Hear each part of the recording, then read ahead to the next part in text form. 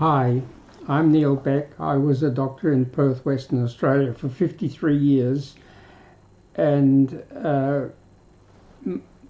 worked in the hospitals at first, and for many years was a family doctor in the suburbs, a general practitioner, and for 5 years had my own addiction clinic where I treated over 5,000 addicts in over 40,000 consultations. The conclusion I came to was that the most important thing in life was to be mentally healthy. If you are mentally healthy in an advanced country like Australia, you could get everything else you needed. If you are mentally unhealthy, you could have all sorts of problems, including addiction, which is worse than cancer. 95% of the addicts I saw had mental health disorders for which they hadn't got effective treatment, and they ended up in desperation getting relief with alcohol excesses or with addictive drugs and became addicts. And addicts, as I said, is worse than having cancer. I'd rather have cancer than be an addict, a heroin addict or an alcoholic or an ice addict.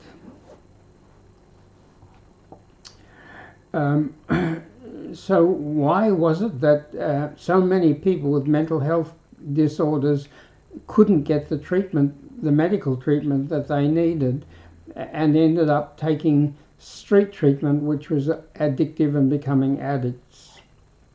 It was because there was never going to be enough mental health care workers for all the people who needed mental health care using the two weak tools which were being used in mental health and addiction. The two main tools in mental health and addiction were, first of all, medicines. Medicines had two very big problems. The first was so many were addictive. Virtually all the sleep medicines and the anxiety worry medicines were addictive. That is, the barbiturates, the benzodiazepines, Ambien, Silnox, and secondly, the medicines were nearly all tablets or capsules, and when you swallow a tablet or a capsule and absorb it through your gut, it takes half an hour to an hour to start to work and 1 to 2 hours to work strongly, which is just too slow to deal with mental distresses and addiction cravings. The other main tool was psychotherapy, counseling, psychotherapy, CBT, whatever you like to call it, but basically talk therapy. And talk therapy had two big problems. First, it was far too slow. With a new patient, I needed an hour to go into their history, not just of their addiction, but also of their mental health disorders. They nearly all had at least 2 or 3 mental health disorders. There were 11 common mental health disorders. Worry, anxiety, such as social anxiety, general anxiety, panic attacks, obsessive compulsive disorder, and all sorts of phobias. And then the second main one was major depression, very common. And thirdly, attention deficit hyperactivity disorder, ADD, ADHD. And then there was bipolar disorder, high-low manic depressive disorder. Then there was PTSD, post-traumatic stress disorder. Then there was IAD, irritability, anger, violence disorder. Then PTEF, post-traumatic evil focus.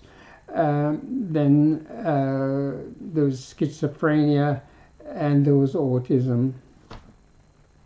And nearly all the addicts I saw, when I went back into the history, I found that long before they started to take addictive substances and became addicts, they had been suffering from 2 or 3 of these mental illnesses. One poor lady I still remember was suffering from 5 of them. And sadly, it was extremely difficult for them to get help with their mental health disorders. In the 1970s in Western Australia, they separated mental health clinics from addiction clinics. And if you were an addict or an alcoholic, they would not give you an appointment at a mental health clinic. And at the addiction clinics, they never did anything about the mental health problems. So the success rate was very, very poor. And most of the patients were put on addictive medicines, because if their problem that caused the addiction wasn't fixed, the only way they could keep them off their drugs was to give them addictive medicines to make them medicine addicts. And that meant that they went on and on and on for years and years, and the waiting lists were very long. The main addiction clinic in Perth had a waiting list of 8 weeks. So if someone came with alcoholism or heroin addiction or ice addiction, they would be told, come back in 8 weeks. And in 8 weeks, most of them would be in hospital, in prison, in a cemetery, or on the streets selling drugs to pay for their own drugs. I wanted to know what caused addiction. It looked like a health problem to me, and doctors seem to be treating addicts in mental health, in addiction clinics. And in health, you always want to know the causes. If you know the causes, it's much easier to treat people, and if you treat their causes, then they don't relapse. But if you do nothing about their causes, then they're very hard to get off their addiction, and they're very likely to relapse if the causes are still there. And in fact, most of the patients were heroin addicts, and they were on methadone, and on methadone they could still take heroin when they could afford it, and they did. So I went to all the addiction clinics in Perth and Sydney asking, what causes addiction? What causes addiction? And none of the addiction workers that I talked to knew what caused it, or even thought that they should know what caused it, or even thought that perhaps there was a cause. But there's a cause for everything, and there's certainly a cause for addictions. And the causes in 19 cases out of 20 are mental health disorders. About 1 in 20, it's a social problem, not a mental health problem. But yeah, so I did what's called dual diagnosis treatment, which is diagnosing and treating the mental health disorder at the same time as treating the addiction. And that worked wonderfully well. If I found their cause, their depression, their anxiety, their bipolar, their ADD, and treated it, then they got off their addiction much easier, and they didn't relapse. So after my clinic had been going, I started working 10 hours a week in an addiction clinic run by another doctor, and I did that for 2 years. But one day I saw 15 heroin addicts, and 5 of them had ADD, ADHD. And when I went into their history carefully, it was apparent that they'd had the ADD, ADHD since childhood, and it was very troublesome for them. They had a very troubled childhood. They were a lot of trouble. It's in the classroom. They caused disturbances. They copped a lot of flack.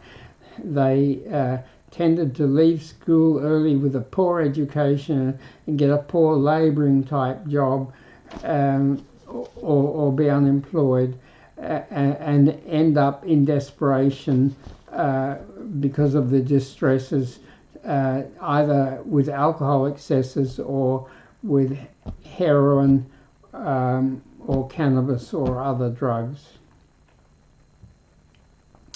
So doing dual diagnosis worked so much better that lots of people came to my clinic because the clinic I was working 10 hours a week in wasn't interested in causes. They said, yeah, when I told them it was due to ADD and mental health, but they didn't do anything about it. So I had to start my own clinic, and I started it in Victoria Park, and the Victoria Park railway station was the epicentre of drug dealing in Western Australia at the time. And we quickly got very, very busy. And we had so much success that after 17 months, the big health department clinic had no waiting list, and they got very worried that they were going to be out of work. So without any warning or discussion or anything, they just wrote me a letter and said, I can't treat addicts anymore with the treatment which had by then become Subutex. But I had said that I thought that methadone was worse than rat poison, and they didn't bother to ban me from that because they thought I wouldn't prescribe it. But the people kept coming and saying, we'd rather have methadone and mental health care than Subutex and no mental health care. Subutex was much better than methadone, but without mental health care it was pretty hopeless. So then the health department banned me from prescribing methadone as well. So then I had to try to treat people with non-addictive treatments, and that's when I discovered microdose naltrexone. We went from 50 milligram naltrexone tablets, which gave them terrible side effects, to 3 milligram of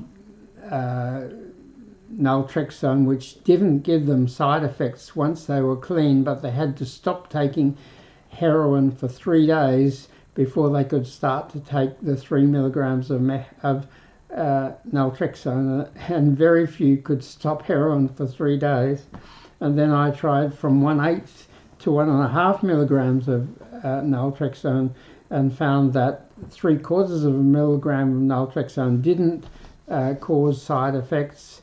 They could take it any time, and it would give them, it would stop them craving for heroin for an hour, and then we'd give them another 3/4 of a milligram, and that would fix them for an hour, and then we'd give them another 3/4 of a milligram, and after about 10 hours of 3/4 of a milligram of naltrexone every hour, they could take 1.5 milligrams of naltrexone, and after 24 or 36 hours, they could take 2.25 milligrams of naltrexone without side effects, and after no heroin for 3 days, they could take the 3 milligrams, and 3 milligrams boosted their endorphins overnight by 250 to 300%.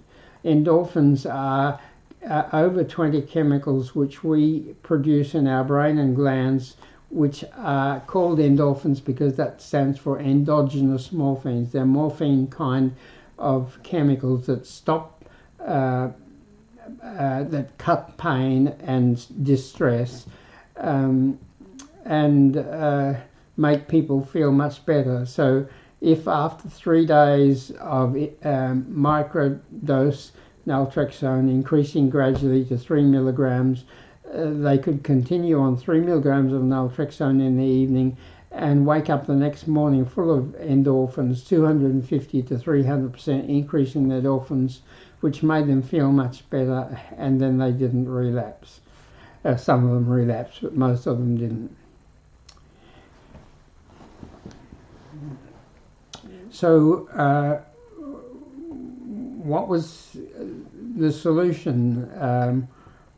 The health department still went on with Subutex, which is about as addictive as heroin, so people had to stay on it for years and years, and not doing anything about their mental health. So I then realized that what had to happen was we had to revolutionize mental health treatment so that people didn't turn to alcohol excesses and addictive drugs. And how are we going to do that? Well, over 22 years I've built 9.5 tools. The first tool was videos. At first they were long videos, but they wanted 1 minute videos, so now I've got 83 under a minute videos. And there's no faster, better, quicker, lower cost way of understanding your mental health problems than watching a 1 minute videos. You can watch them over and over and over again until you understand everything. If you do the old consultation psychotherapy thing where you explain things to them, by the time they walk out the door, half the time they're confused and mixed up, and you don't see them for a week. You can't see them again for a week again. There's too many of them, and by that time they're still in a mess, and you can explain it to them again. But with under a minute videos, which they could watch on their phones, and none of them had diaries, but they all had phones, they could watch those videos over and over again, and that helped them to get better. Secondly, the second tool was websites. I had a website called mentalhealthvideos.a-to-z.com, mentalhealthvideos.a-to-z.com. But that was about 14 pages and too long, and they wanted a shorter website, so then I developed the very short website smilefixit.com, smilefixit.com, which you can go online and find. It's free, and in about 2 pages it covers everything, and there are links to everything that you might want more detail on. The third tool was an app, the Mental Fix-It app. I started with the checklist. I just did not have the time to do everything myself, and so I made a 20-question checklist which one of my assistants used, and they would see the patients first and do the checklist, and then with the result of the checklist and me talking to them in 10 or 15 minutes, I could achieve what used to take me half an hour to an hour when I started from scratch without a checklist. But checklists are slow, and people had to come to the surgery to do it, and we eventually realized that we had to have an app. But apps are a lot of hard work, and they're very expensive to make. So it wasn't until 18 months ago that we made an app, the Mental Fix-It app. And the Mental Fix-It app was a 28-question, 10-minute app, and people thought that was too long. A lot of people did it, but most people thought it was too long. So then we cut the 28 questions to 19 questions. Sorry, did I say 28? 38 questions. Cut that in half to 19 questions, which they could do in 4 or 5 minutes. And that's what's there now, but we are now working intensively on reducing it to a 2-minute app, because everybody seems to want to do everything in such a hurry, and so many addicts are confused and have no very little attention span. So soon, within the next month, our Mental Fix-It app will be a 2-minute app, first of all on Android and then on iPhone. And the fourth tool is live streaming, which I'm doing now because lots of people like to watch live streaming. And a year ago I'd never heard of live streaming, but my tech support told me about it, and I saw immediately that it was very helpful for a lot of people. So I do it now 4 times a week, 7 p.m. Perth time on Wednesday, Friday and Saturday, and 9 a.m. on Sunday morning Perth time. I had to switch to Sunday 7 p.m. to 9 a.m. because we started to get so many viewers from the Northern Hemisphere. Sometimes 50% of our viewers were from the Northern Hemisphere, and 7 p.m. in Perth was 7 a.m. in New York and 4 a.m. in Los Angeles and God knows what in London and Sweden and Denmark and Norway, where we got a lot of people. So I do the Sunday session at 9 a.m. Perth time, which is Saturday evening in the Northern Hemisphere. The fifth tool was powder medicine, because tablet medicines that you swallow and absorb through your gut take half an hour to an hour to start to work and 1 to 2 hours to work strongly, and that's just far too slow for people who are suffering from mental distresses or suffering from addiction craving. But if you drop powder medicine on your tongue and suck it and absorb it through your tongue, don't swallow it, it starts to work in 5 minutes. Your tongue is pink or red because the blood vessels are so close to the surface. And if you sprinkle thousands of grains of powder medicine on your tongue and suck it, it gets into the blood vessels and into your circulation and to your brain or wherever it's needed in 5 minutes. And soon you develop taste conditioning, and then the medicine starts to work in seconds as soon as you drop it on your tongue and it reaches the taste buds at the back of your tongue. So medicine that starts to work in seconds is far more effective. So we now have 6 different combinations of powder medicines, and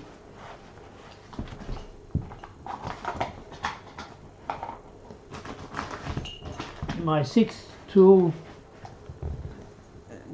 can't find it, is a pocket powder dispenser. You have the medicine powder that is right for you, one of the 6 combinations, in your pocket in a powder dispenser, and you can whiz it out and drop the powder on your tongue in seconds, anytime, anywhere, driving the car, sitting at your desk, on the bus, anywhere, in church.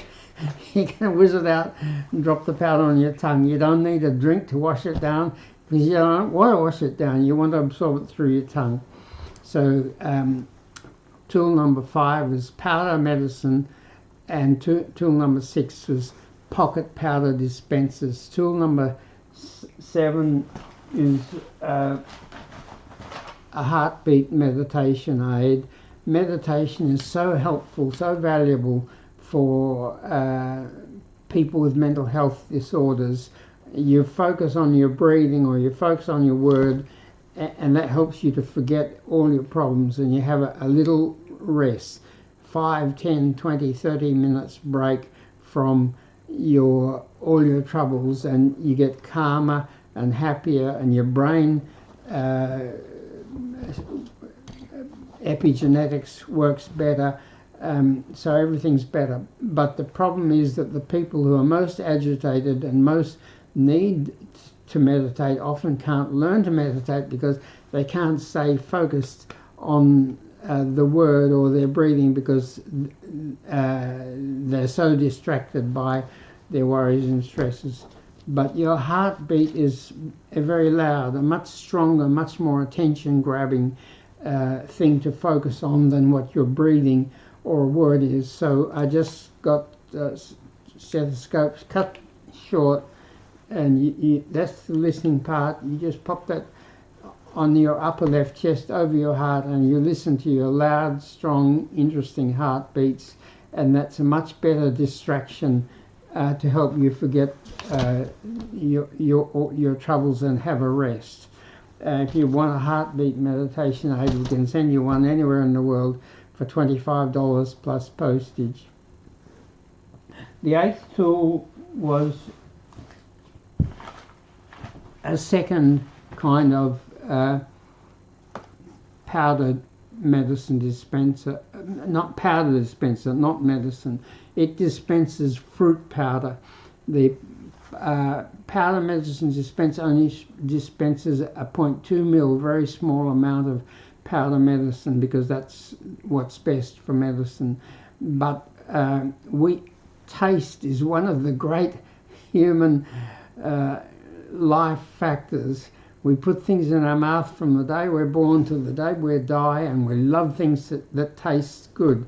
And so I felt that if we could use taste to help people to make and break habits, and to stop putting bad stuff in their mouth. In my medical lifetime, which is now over 60 years, there have been two problems that have grown massively. One is the mental health and addiction problem, and the other is the obesity and diabetes problem. And 300 years ago, sugar was rare and very expensive, and only rich people could afford it. But everybody loved it so much that they learned how to mass produce it, and now you can go to the supermarket and get a big bag of sugar for only a few dollars. And people love the taste, and sugar is as addictive as cocaine.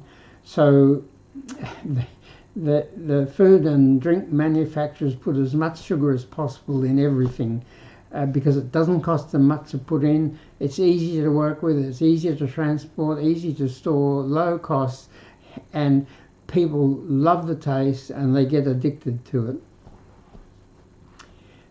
So then they get obese, and when they get obese and with a high sugar intake, they become diabetic. So now you can use lovely tasty fruit powder, which is harmless, got a tiny bit of natural fruit sugar in it, but not the glucose, not the sucrose, cane sugar, which is the big problem.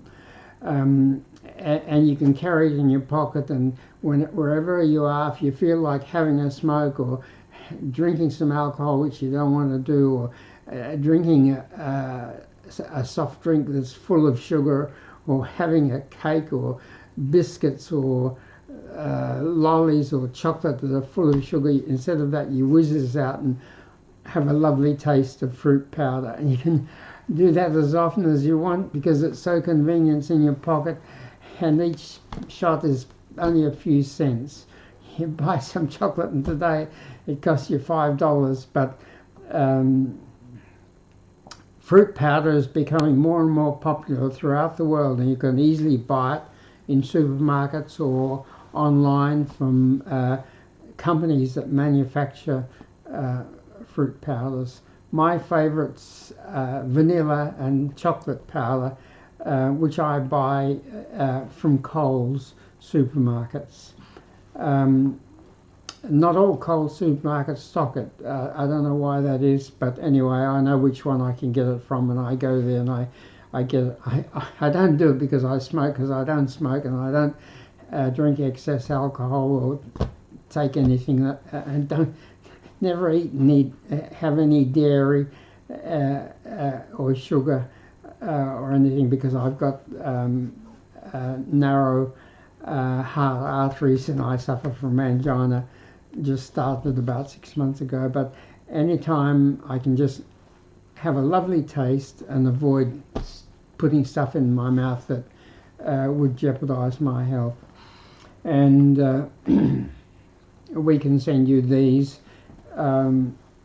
They're pretty cheap, but you have to get the powder. The rules and regulations to do with powder, which is a food, are too difficult, and the postage is too high on bulky things like that. So you buy the powder, and if you want, we can send you the fruit powder dispensers that each dose delivers about 1 ml of powder, which is enough to get a good taste. So that was tool number 8. Tool number 1 was meant to be phone treasure. I've got registered that name, phone treasure, because what I wanted to do was put lovely things, a lovely program of things to look at and listen to and enjoy that people could download on their phone, as well as their own photos and what they love on their phone, and then anytime, anywhere, as an alternative to having fruit powder on your tongue, you can whiz out and enjoy looking at this thing on your phone or listening to it on your phone as a distraction. It helps you to make habits. You make habits by doing things over and over and over again. And if your life changes, and our lives do change as the years go by, and there's a new habit that you should make, maybe exercise, maybe study or reading or something, and if you don't like it very much and you don't do it often enough for it to become a habit, that's a problem. But you can enjoy it much more if every time you think about it or do it, you have a lovely taste of the fruit powder, and then you do it more often, and then it becomes a habit. And you can break habits using the nice taste. When you think of having something or doing something which you don't want to do, or you do want to do it but you don't want to do it, you have a lovely taste, and you just focus on that taste and try to not think about the thing you don't want to do or take. And that if you delay, and when the taste starts to fade, you have another taste, and then another taste, and then another taste. So if, say, with smoking, you can delay a cigarette by 15 minutes and only smoke 3/4 of it and chuck the last quarter away, that weakens the nicotine addiction habit. And when it's a bit weaker, you can delay it for 20 minutes instead of 15 minutes, and you can smoke half the cigarette instead of 3/4 of the cigarette. And most people can fairly comfortably quit smoking in 6, 8, 10 or 12 weeks by just gradually delaying and reducing, using the lovely taste. But or the phone treasure. But I didn't finish the phone treasure one, so it's not available yet because I got so involved in tool number 10. What I realize is that people love scrolling. TikTok only started in 2016, and yet they have over 1 billion viewers every month. Over 1 billion viewers every month come to TikTok. And what do they mostly do? Mostly they just scroll. They scroll. And why do they do that?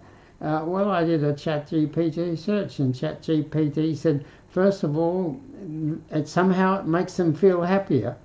Secondly, it triggers their imagination and their creativity. And thirdly, it's addictive. Scrolling is definitely addictive. I did a Google search, and I've forgotten what they said, but they said something different. But what I thought was that a lot of people scroll because they're looking for solutions for problems. They got problems and they can't find a solution, and I think if they scroll enough, they might discover something.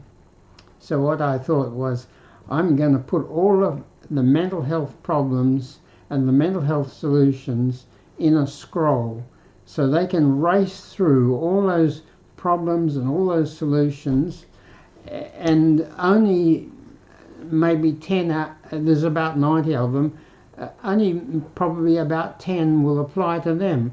So instead of having a big book about everything, they can scroll till they find something of interest, and then immediately tap on a 6 to 16 second video and get some information on that thing that's important to them. And when they've scrolled through and they've found the 6, 8, 10, 12 things that are important to them, they just tap enough and stop scrolling, and the program gives them links to the videos, the 6 to 16 second videos that they watched. They can watch them again as many times as they want to, and each 6 to 16 second video has a link to a 1 minute video, and the 1 minute video gives them more information. And then if they want, they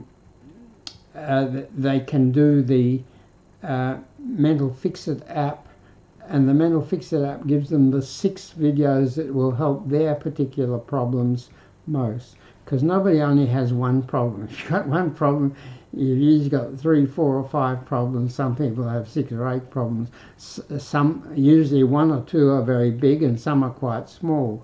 But you need to know all of them, because if you're going to get totally better, you have to fix everything, the little ones as well as the big ones. And sometimes the big ones are so bad that you can't face them, but you start with the little ones, and each time you fix a little one, you feel a bit happier, a bit stronger, and you're a bit better problem solver. And then you can eventually, you've only got the big ones, but you're feeling a lot stronger, a lot better, and you're a lot better problem solver, and then you fix the big ones. By that time you've got people, doctors and therapists and so on, friends supporting you and helping you, and you can deal with the big ones. The problem which I mentioned, PTEF, is one that I made up. What I realized, everybody knows about post-traumatic stress disorder, when something terrible happens to someone and they keep having flashbacks and having terrible feelings when they remember that terrible thing, because they don't just remember it, they have the reaction that they had. But some people, what they do when something terrible happens, to avoid that terrible thing, they focus on faraway problems of other people. They focus on Guantanamo Bay, they focus on conspiracy theories, they focus on the terrible things they do to women and children in some faraway country, and I call that post-traumatic evil focus. But it's not a very good thing to do, because it's pretty miserable, and it's far better to instead focus on your small problems and deal with them until eventually you can deal with the big problem. So soon we're going to have the Scroll, the Mental Fix-It Scroll Plus. The Scroll is all the items that you can scroll through very quickly. The Plus is videos, 6 to 16 second videos, then under a minute videos on each item of importance to you. You don't have to watch the ones that don't apply to you. You don't have a big book that you have to read the whole lot, or a long lecture you've got to listen to the whole lot, including a lot that doesn't apply and is not interesting. You just scroll through, find what's important, immediately watch the video, the very brief video. If that helps you, then you watch the 1 minute video. Let me give you some examples.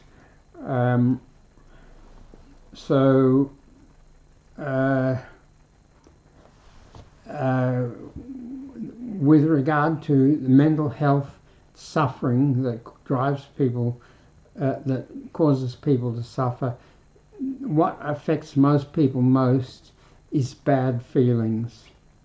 And there are many bad feelings, but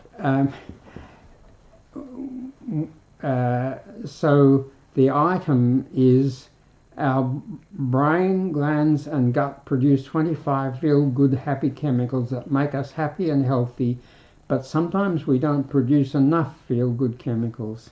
So that's the item, and if that applies to you, if you've got bad feelings, then you immediately tap on a 10-second video which says, in which I say, our feel-good happy chemicals are dopamine, serotonin, oxytocin, noradrenaline, and over 20 endorphins, which we can and should keep boosted and strong. The second item is our feel-good chemicals also boost our immune system, which fights infections, allergies, inflammation, autoimmune diseases, and cancer. So that when we feel good, our immune system is stronger and we're less likely to get sick. But if you've got that problem, then you tap on the 11-second video, which is Our immune system is cells, antibodies and chemicals in every part of us that fight diseases. If they're weak, we're at risk of getting sick, so keep them strong by boosting your endorphins. The third item is we also have 4 normal but unpleasant warning feelings: loneliness, sadness, anger and anxious carefulness. They're not nice, but keep us safer and happier.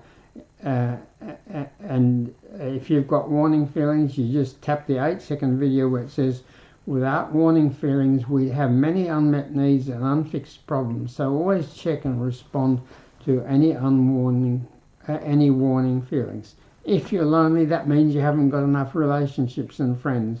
So get some more relationships and friends. If you're sad, that means you've lost something unhappy has happened. You need to grieve to get over it. If you're angry, something didn't happen that should have happened, or did happen that shouldn't have happened, that was wrong and made you angry, and you have to fix it. And the warning feeling gives you the energy to fix it. Item 4 is our feel-good chemicals production is boosted by smiling, laughing, healthy foods and drinks, physical activity, sunlight, fresh air, nature, flowers, pets, music, beauty, good sleep, good relationships, hugging, kissing and good sex. And the 10-second video is often check that list of feel-good boosters and make enough into habits to be healthy and happy.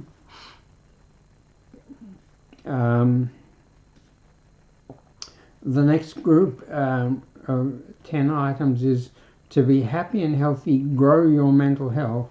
The first item, what usually most helps us to be happy and healthy and to have a good life, is growing our mental health.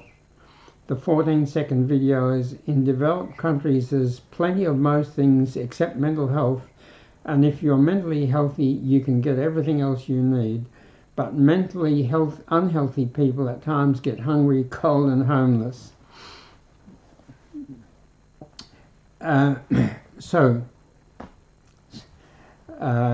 Mental Fix It Scroll Plus, we should have it up and online, and you'll be able to do it on your phone within a month. I'm afraid that's all I've got time for today. So please, I don't have time to talk to individuals, and I'm so bad at technology, I don't know how to do that. But please send me from the platform where you watched this live streaming, please send me your comments, questions and criticisms, and I will respond to them. Also, I always respond to emails. My email for comments, questions and criticisms is at smilefixit.com. At smilefixit.com you can find the email, and the email spelt how it sounds is healthestuff@gmail.com. healthestuff@gmail.com. Well, thank you for watching, and today is Saturday, so tomorrow morning, a bit before 9 a.m, I'll be back again for half or 3/4 of an hour. Thank you.